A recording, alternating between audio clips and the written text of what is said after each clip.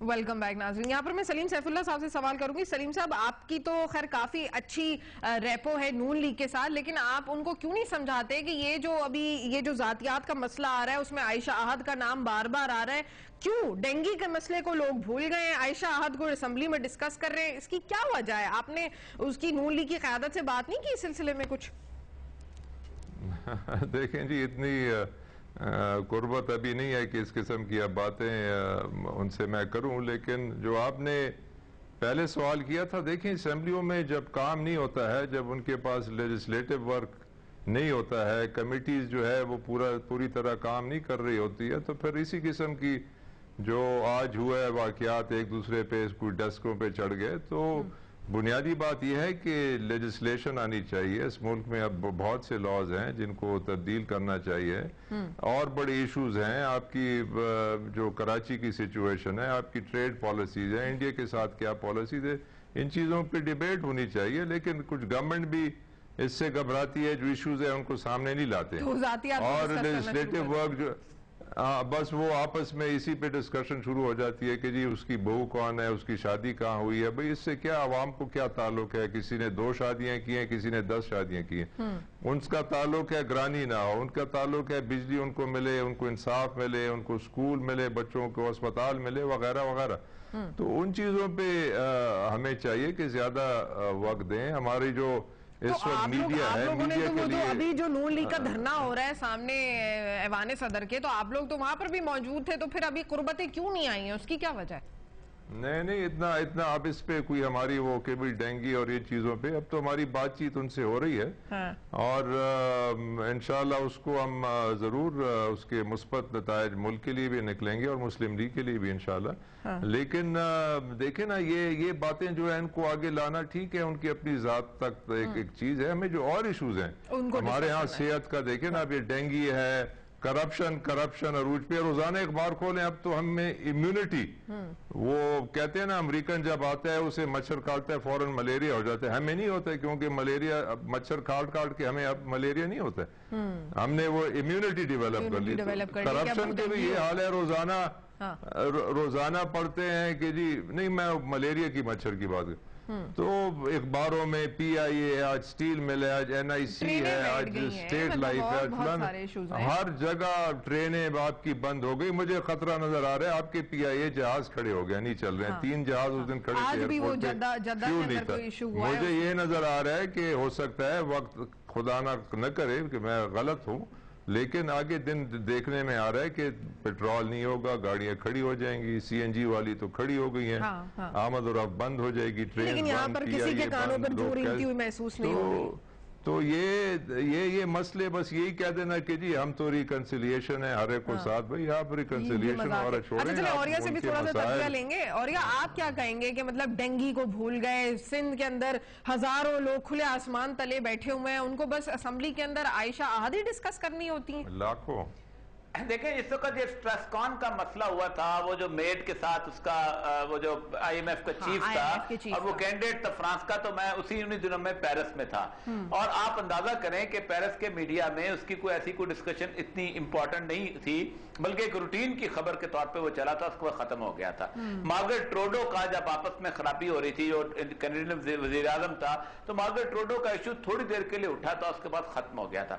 ہمارا معاملہ جو ہے پاکستان کا معاملہ جو ہے کہ پاکستان میں جو غیبت ہے سب سے بڑا پاس ٹائم ہے.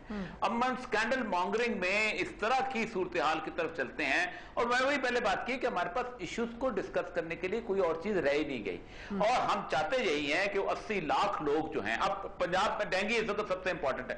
اچھا, ایک طرف شہباز شریف صاحب اس مہم کے اس پہ چلے ہوئے ہیں کہ ہم نے ڈینگی کو ڈیفیٹ دینی ہے, دوسری طرف جو ہے وہ پیپلز پارٹی کے لوگ جو چاہتے ہیں کہ کسی نہ کسی طرح ڈینگی شہباز شریف کو شکست دے دے. اس سارے ایشو کے اندر پیپلز پارٹی کو جو فائدہ مل رہا ہے وہ یہ مل رہا ہے کہ 80 لاکھ لوگ جو باہر وہاں بیٹھے ہوئے تھے, وہ جو سیلاب میں مارے گئے, جو ان کو بھول گیا, میڈیا بالکل بھول گیا. آپ سوچ سکتے ہیں کہ 1 اور 2 منٹ سے زیادہ ان کی کوریج نہیں ہے, اور وہ لوگ جو ہے اپنے گھر بار چھوڑ کے, نہ ان کو پانی میسر ہے, نہ ان کو روٹی میسر ہے, بیماریاں طرح طرح کی ان کو لگ رہی ہیں, اور وہ لوگ وہاں پر بیٹھے ہوئے ہیں, ان کی کوئی کوریج نہیں. ایک طرف مچھر مار کا سپرے چل رہا ہے, اور دوسری طرف اس کے خلاف جو ہے کہ مچھر مار کا تو یہ بھی کہا جا رہا ہے نا کہ وہ مٹی کے تیل کو جو ہے وہ پانی میں مکس کر کر سپرے کر رہے ہیں، یہ بھی ایک سکینڈل سامنے آیا تھا، آج ہی میں پڑھ رہی تھی اس کے بارے میں بھی. جی جی وہی میں نے کہا نا کہ بنیادی طور پر وہی دونوں ہی چیزیں دونوں طرف سے نا ایک وار ایسے چل رہی ہے کہ اب جہاں میں جو کوئی بندہ یہ بتائے کہ دنیا میں جہاں ایپیڈیمکس پر چلتی ہیں کتنی بڑی بڑی ایپیڈیمکس ہوئی ہیں، چلو اس کو چھوڑ دو، یہ 90s کے اندر ایڈز کا اتنا بڑا ایشو ہوا ہے، کیا گورنمنٹس اس طرح نکلی ہیں ان کے مقابلے میں؟ سول سوسائٹی نکلتی ہے، ڈاکٹرز نکلتے ہیں، اس کے بعد انویسٹیگیٹرز نکلتے ہیں، ریسرچ لیبارٹریز نکلتی ہیں، باقی ساری چیزیں نکلتی ہیں. میڈیا کے اندر جو بالکل اور طرح صورتحال نہیں ہوتا ہے ایسی صورتحال. تو ہمارے ہاں معاملہ سارا یہ ہے کہ ہم ہر ایشو کو پولیٹیکل ایشو بناتے ہیں اور اس میں یا تو مائلیج لینے کی کوشش کرتے ہیں یا پھر اس کے مائلیج کے خلاف جو ہے ہم اس کو بندے کو ڈیفیٹ کرنے کی کوشش کرتے ہیں.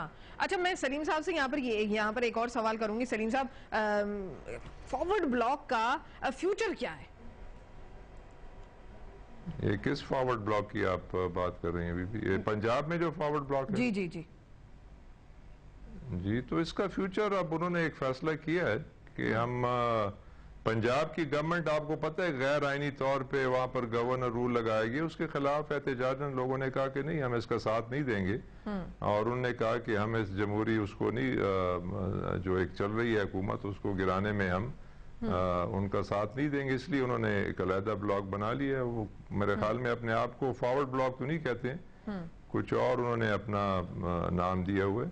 بہرحال دیکھیں، اگر ایک اچھی حکومت ہو تو مسئلے حل بھی ہوتے ہیں. ہم میں شوکت عزیز صاحب کی کیبنٹ میں تھا، بڑے مسئلے تھے. جب میں آئی پی سی کا منسٹر بنا میرے پاس ایک ایشو آیا، وابڈا نے کہا، اور پنجاب گورنمنٹ کے 27 سال سے ایک معاملہ چل رہا تھا کہ جی جو فشریز ہیں لیکس میں، یہ وابڈا کہہ رہی تھی ہماری ہیں، پنجاب گورنمنٹ کہہ رہی تھی ہماری. تو میں نے ایک پہلی میٹنگ میں کہا کہ بھئی وابڈا کو آپ لوگوں کا کام ہے بجلی پیدا کرنا، آپ کو کام نہیں ہے یہ ماہی گیری، یہ صوبوں کا کام ہے. تو ہم نے بلوچستان کو 3.5% کوٹا مل رہا تھا، جبکہ ان کی آبادی 6 کے قریب ہو گئی تھی.